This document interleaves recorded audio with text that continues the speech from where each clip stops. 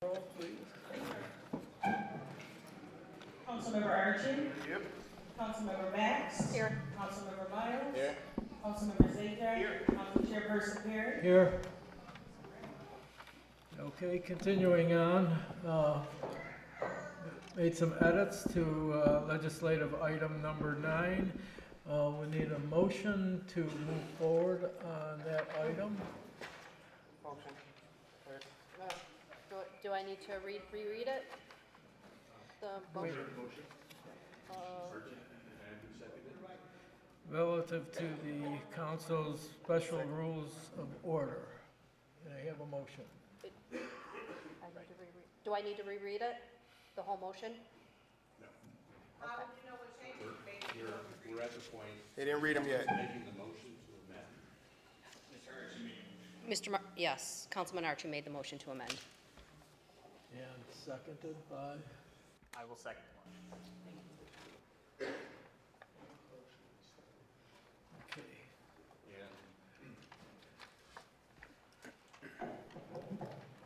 For the benefit of the council secretary and the public who are listening, the motion to amend made by Councilman Archie and seconded by Councilman Zajac is to alter item 9, rules 2, 4, and 12 as follows. Regarding item 2, the last 8 words of Rule 2 will be struck, and a period will appear directly after the word community, so that everyone understands the effect of that change.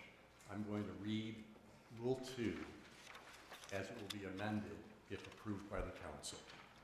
So Rule 2, if approved, will state, quote, "You may sign in to speak on a specific legislative agenda item and or for the good of the community, period."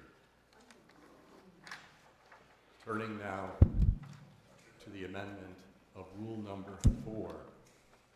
This one's a little bit more complicated, so that the change will be to strike 4 entirely and replace it with the following substitute rule, number 4, which I'm going to read. Quote, "Speakers on legislative items must start by introducing themselves and then identify between 1 and 2 specific agenda items they will speak on, period." And then turning to the final rule amendment, rule number 12. The amendment is to strike rule number 12 entirely, and therefore rule number 13 will be renumbered as number 12. So 12 is gone and 13 becomes 12. So the new 12 simply reads, quote, "The chairperson will enforce all the rules and will maintain order, period," end quote. Okay. Madam Secretary, that is the text of the complete amendment, and I can provide you with a typewritten memo on the exact wording I just read in. I can do that tomorrow. Ladies and gentlemen, that is the subject of the amendment. It's been moved and seconded. I believe at this time it would be appropriate to conduct a roll call. Roll call vote. And we vote. Liz? To adopt The amended agenda, adopt the amended rules. to adopt resolution number 2025 as amended. As amended, yes.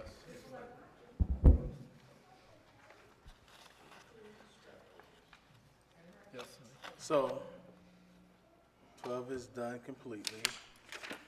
With the change in 2, it basically leaves it the exact same as it used to be prior to, where you can sign in for both. Yep. Correct. No, it's gonna be, it's the same way. So you can sign in whether it's for the good of the community and for an agenda item. You can talk about what, 1 to 2 agenda items if, in the event that you It's time for agenda item. Great. And number 8.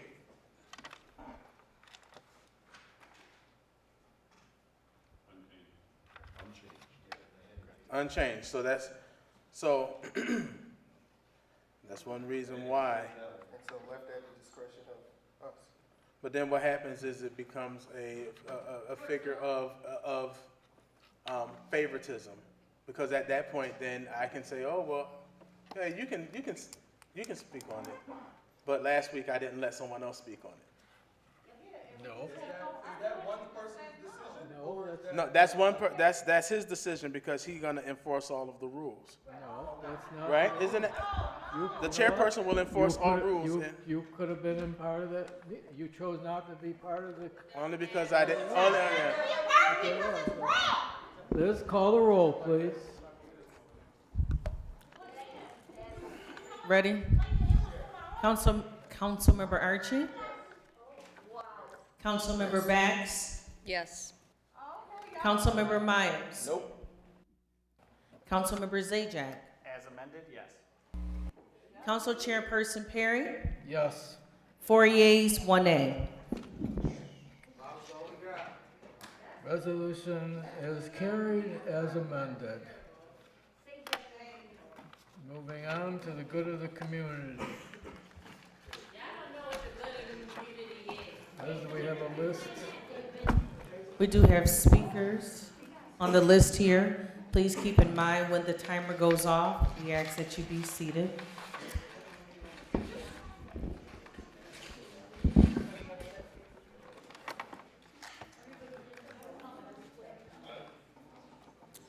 All right, our first speaker is Kevin Hutchinson.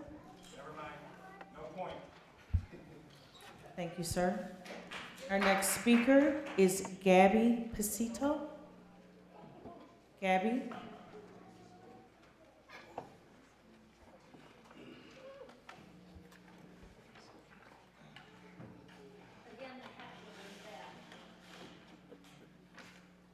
Hello, I would like to speak on the animals of Niagara Falls.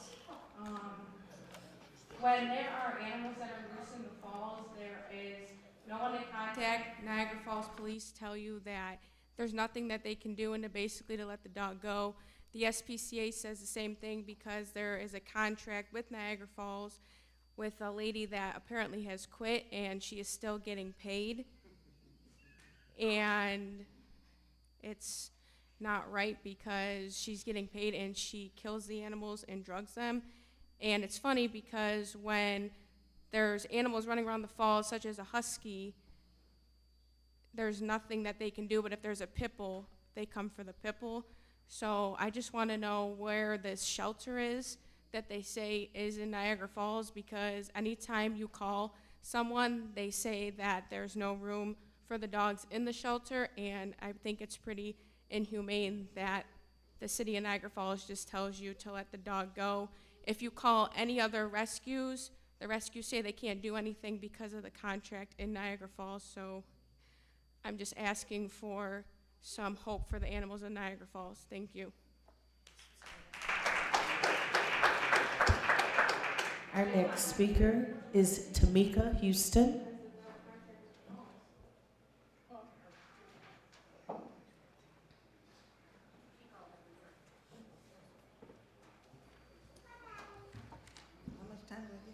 You have 5 minutes. Go ahead. Tamika Houston, I've been up here before. I'm just going to speak about one thing that I've been coming up here and speaking about for months is the Airbnbs. I just got a list of addresses that got permits for Airbnbs.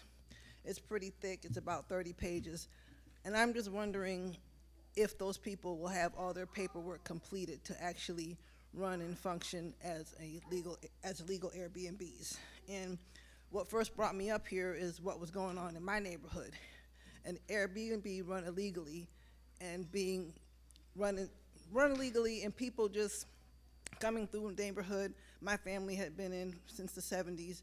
Cars parked everywhere. People not feeling safe. People not having a place to park, and the noise. But anyway, I just wanted to talk about that. Again, the issue of safety.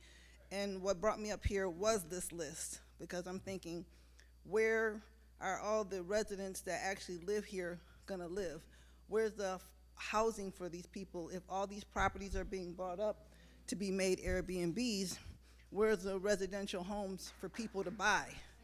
And where is the help so that people can afford to buy their homes and not have to rent and not pay $1,100 plus a month to live?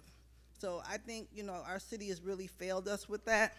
And somebody was talking about the raggedy homes and buildings around here, and I've been seeing that. So what is being done about that? Why, I've been coming here for months, and I don't see where they're helping the actual residents. It seems like they're trying to help people that they're connected to, or people coming from out of town trying to create business here and make money, but nothing for the people here. I mean, I've been here my whole life, and I haven't been able to find a decent, livable wage type of job at Niagara County. 16 years. I've had to go to Cattaraugus, Chautauqua, Erie County, mainly Erie County for work, but that's another thing I have a problem with. Let's see.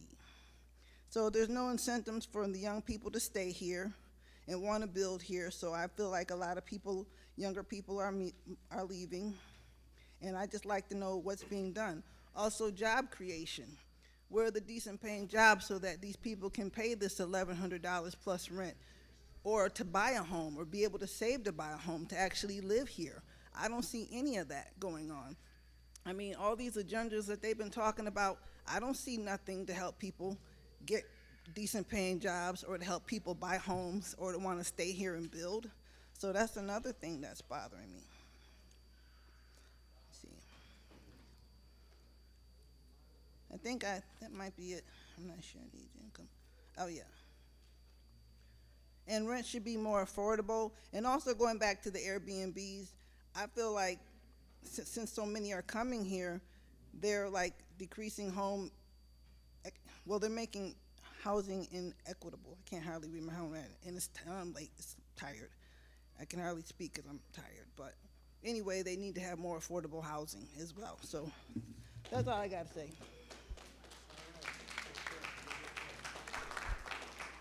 Our next speaker is Jill Shaw.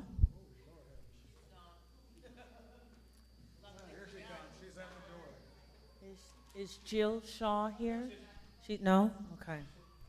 Our next speaker is Jill.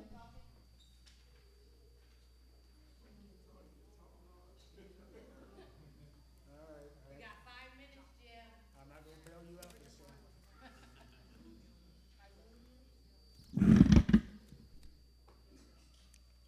At this point, I wish I was just a pastor so I could just bless the city and all of y'all, but that's not what I do. But still, at the end of the day, I don't think that you understand what it is you're taking from people. Take, for instance, you wanna, you got your nerve. You got your nerve. Is that better? So not everyone walks the same caliber of life, right?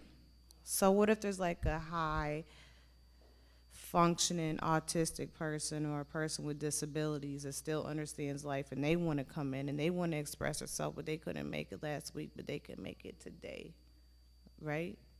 You're going to take that from them? Oh, it's tooken, isn't it? I don't know who you think you are, Mr. Perry, but you're going to have a lot of explaining to do. This is not okay. This little list of stuff that y'all got is nothing but a power trip. This is not fair to the community. And when I tell you that we ain't going for it, we ain't about to go for the whole list. It needs to be redone, and then you need to come and represent it and see if everyone agrees on it, including the community, because it's about us and about what we're allowed to do. You're making rules and laws for us that you have no right to even take away from us. So, nothing? You can't answer anymore. I don't know. All I can do is say shame on you. And I guess I got a lot of work to do over the next couple of weeks.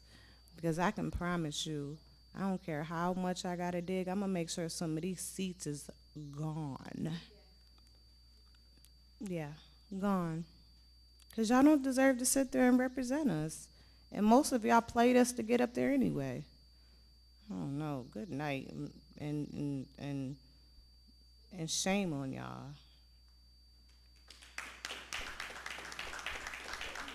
Our next speaker is Janine Gallo. Two is on my side. The good news is you won't be here next year for sure. You're starting to speak out, doesn't matter. Doesn't matter. We were told tonight about our behavior out here. Like I said, we have an attorney here that shouted out, I don't represent you, Miles, I represent everybody else. But that wasn't out of order. Maybe we should add that to the agenda, that this guy here stays under control. Then we have someone saying, I have 12 people telling me that we should not talk up here. 12. You've had hundreds of people come up here for different topics, and you don't care. But 12 of my friends, including my family and Sam Archie, we decide you can't speak. Okay, are you kidding me? The last chairman, what does he work? 2 jobs for the city now? He got for saying yes, yes, yes, yes, yes, yes. What are you getting?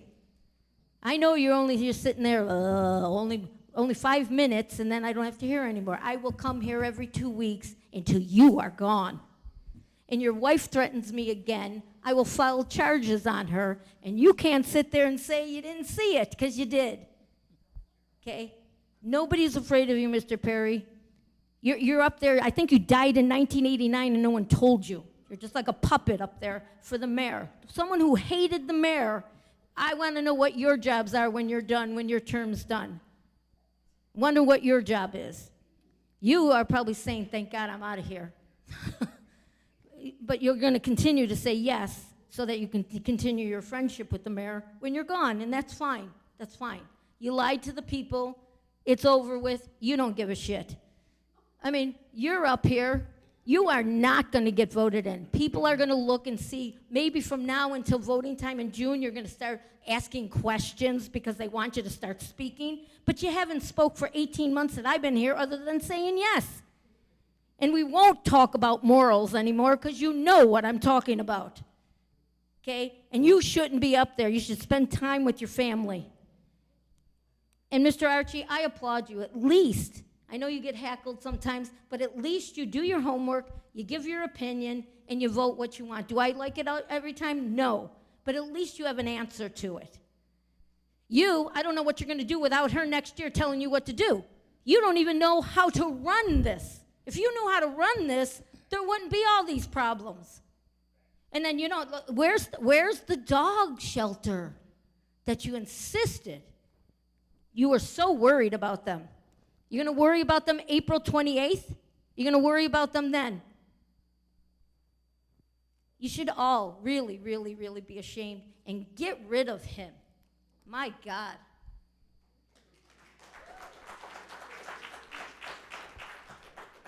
Our next speaker is Silvana Rahman.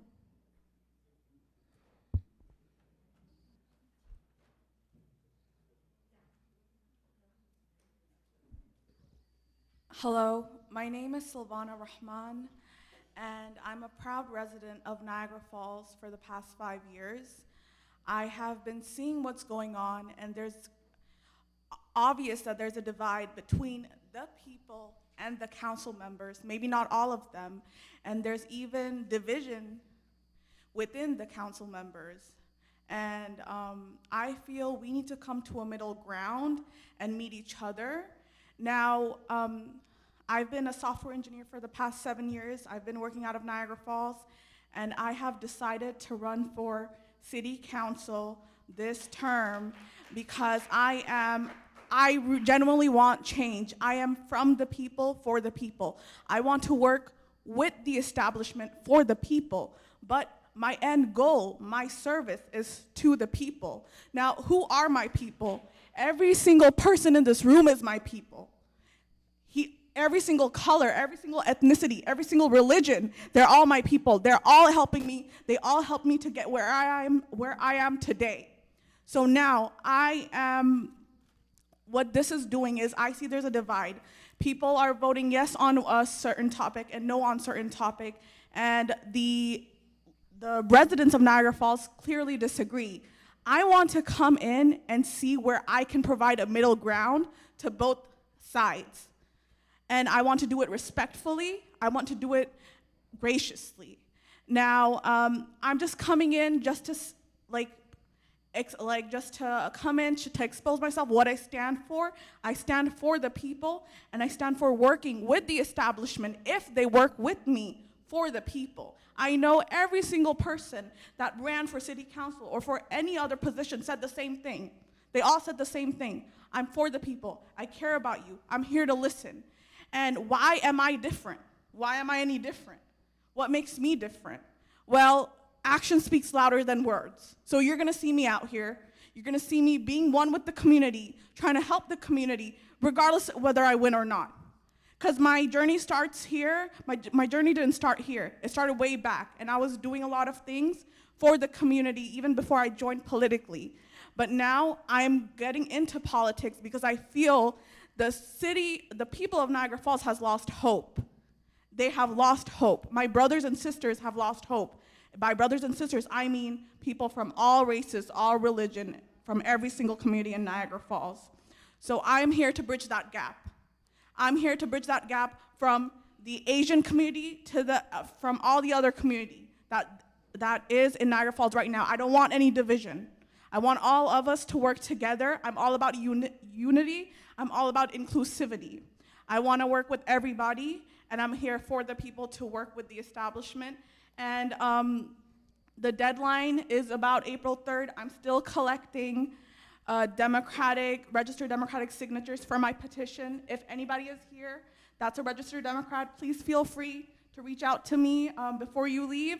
And if not, just come and talk to me, because I don't care if you're a Democrat or a Republican. As long as you are for the people and you care about the people, I'm willing to work with you. That's all I have to say for today, but thank you so much for giving me the opportunity to speak on this podium. Thank you.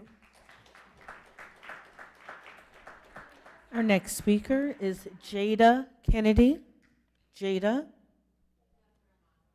Okay, thank you. Our next speaker is Ken Hamilton.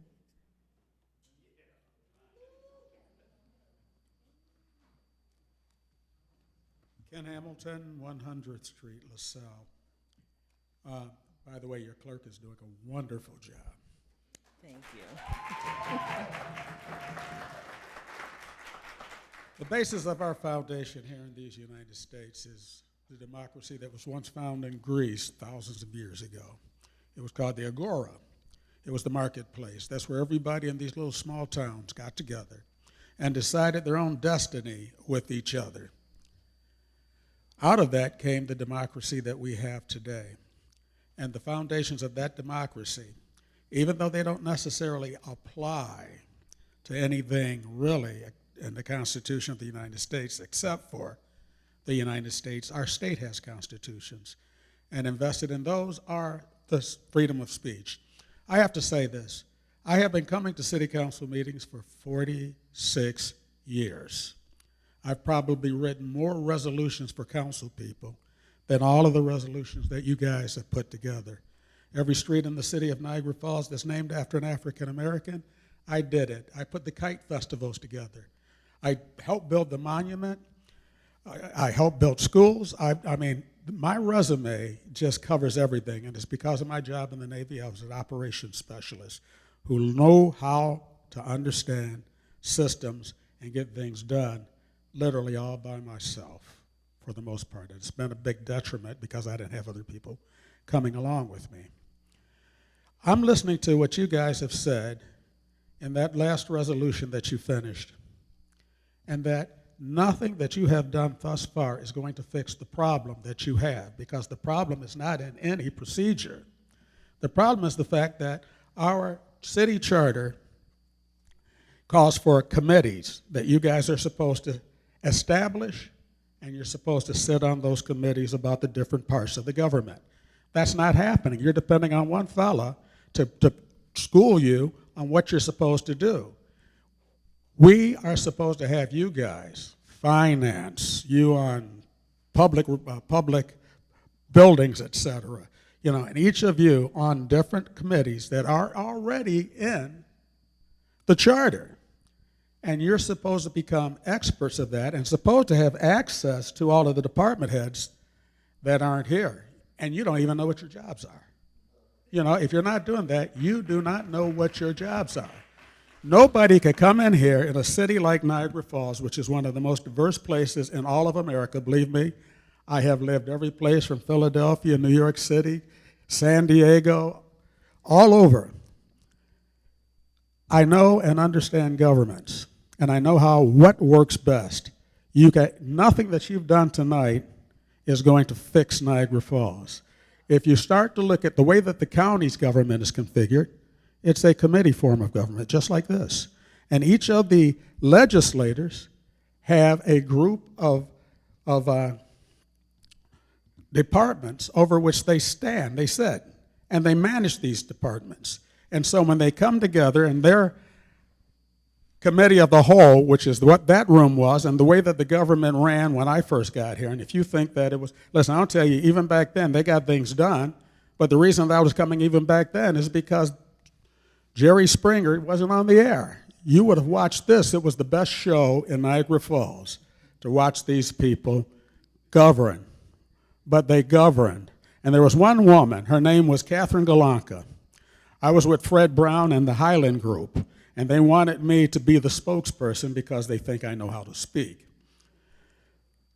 One day I gave a great stump speech, and on the way back to Fred Brown and the rest of those guys that hung out in the back, a woman named Catherine Galanka came up, and she was taller than me, which a lot of people are.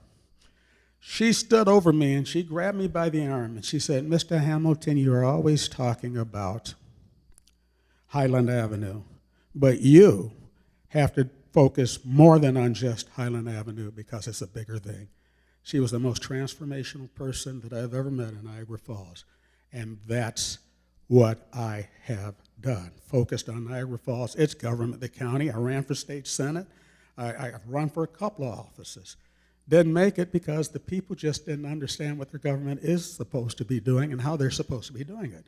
But nonetheless, I've done more in the background than most of the politicians have done sitting at that dais. Unless you guys begin, I'll be done in a minute. I gave you a compliment. Give me a second. You get 5 seconds. You sound like my ex. Never mind. 4 seconds. But the issue is that the solution is that you've got to dig into that charter, and you're supposed to meet in that room the day before, so all of this stuff wouldn't be happening, and you should be giving your reports then. I think that you have the wherewithal to do that and to do it well. Thank you, Mr. Hamilton. But the way that is happening right now, she called me mister. Thank you. The way things are happening right now, you're not getting it done, and you can't do it because the process is wrong. Our next speaker is Tanya Barone.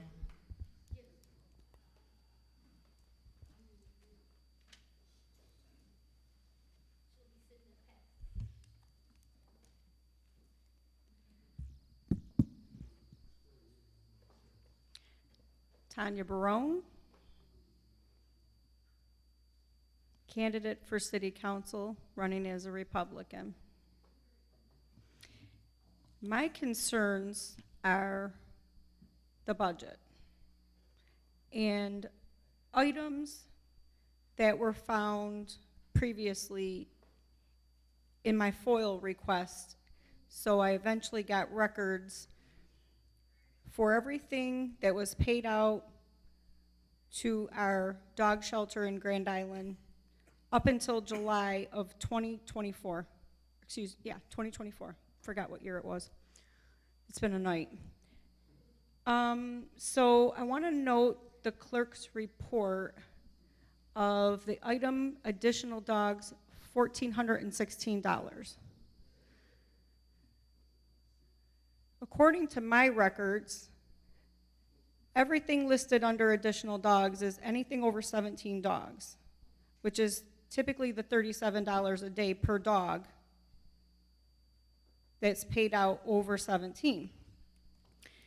I'm a little bit confused though, because we've heard Ms. Bax talk about the shelter only having a capacity for City of Niagara Falls kennels being at 13.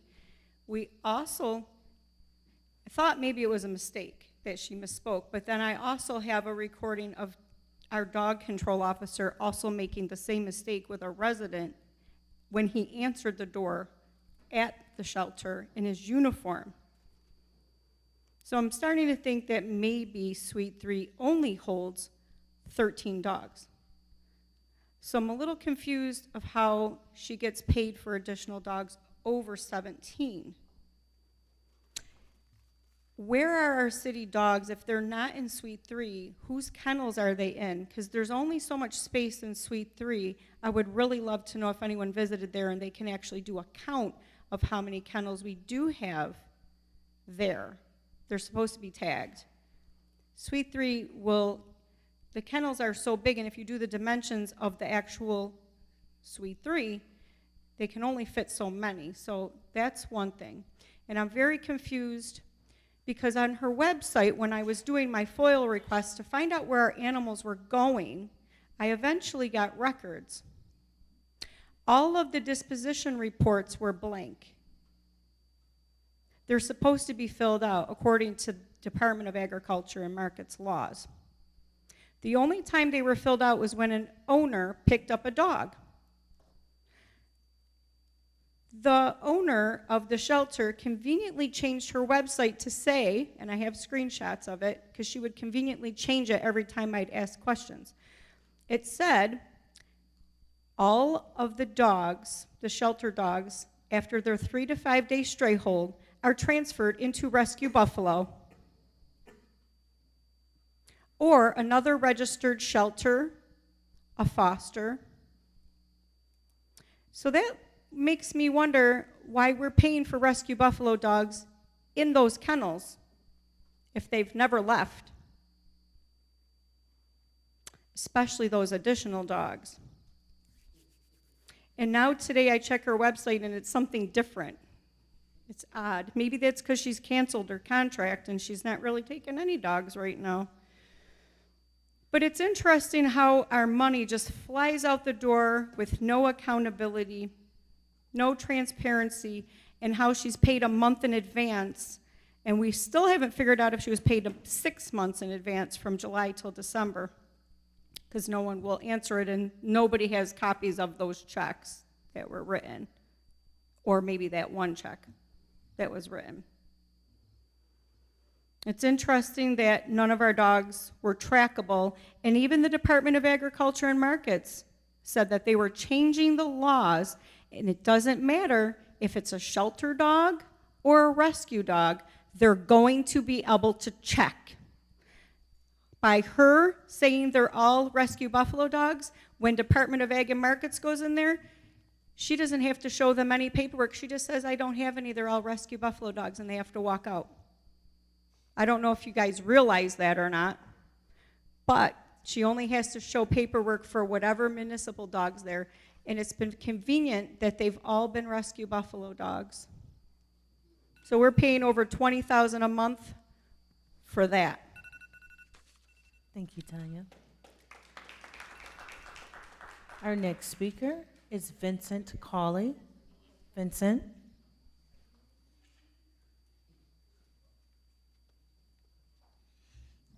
It's been a great evening, I'd say. There you go. Hello, good evening again. Just to say a word on Granicus. And this is where you got to get into the detail and the nuance. I'm definitely not somebody, I'm not in the business. I definitely want enforcement. We need an ordinance. But number one, the ordinance needs to be tightened up for sure. So and then obviously on part of that, you need to have the enforcement of that ordinance. Because what's the point of having a rule or the ordinance if you don't enforce it? So it's a combination of city council rewriting the ordinance and the code enforcement enforcing that ordinance. Not even counting granted, because you could get somebody to say, did this person pay? Check. Did this person pay? Check. Did they pay? Check. Check. You can have somebody do that, but it's still the enforcing of it. That's what matters. Going back to, talk about solutions. Centennial Park versus the data center. Going back to the Centennial Park, where's the feasibility study? Where's the plan? What is the plan? And then back of that, do we need to burden the city with the bonds in order to do that? $200 million. Do we really need to do that? I submit to you we don't. I'm not swayed by money or position. It has nothing to do with anything. What makes sense? And if it doesn't make sense, what's the real thing going on there? I mean, because I like infrastructure. We could use that. I like jobs. I like property tax income from the built project that could be there. $10 to $20 million a year, $5 to $10, $20 million a year, just in taxes. Could we build community centers with that? Could we give the kids something to do with that kind of money? Could we make improvements?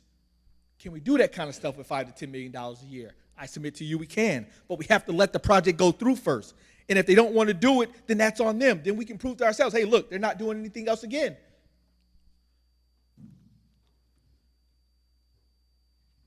Jobs, infrastructure. We just heard something about livable wage jobs.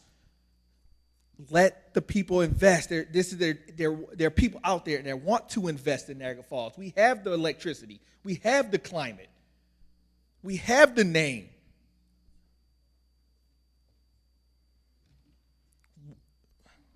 What is going on at Hyde Park? Obviously, there's work going on there. Obviously, money's been allocated there. Trying to allocate $250,000 there. We know they're digging. We know they're there. Do we have a plan? Do we have a drawing? Do we have a colored pencil sketch? Do we have a crayon sketch? Do we have a 3D rendering? Do we have something that lets us know what's going there? And going back, and wrap it up, this goes back to the last thing that just was voted on, item 9. We talk about respect, decorum, and getting things orderly. None of those changes did that. It's already been said, but I got to say it because none of those changes did that. We talked about that. What does limiting somebody to 1 or 2 agenda items have to do with respect and decorum? Limiting 3 speakers to speak on an item, what does that have to do with respect and decorum? I submit to you nothing. Give respect, you'll get it. Show respect, people will respect. That's what I believe. Thank you.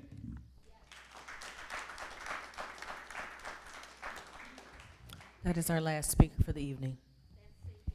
Okay, with that, the meeting is adjourned. Take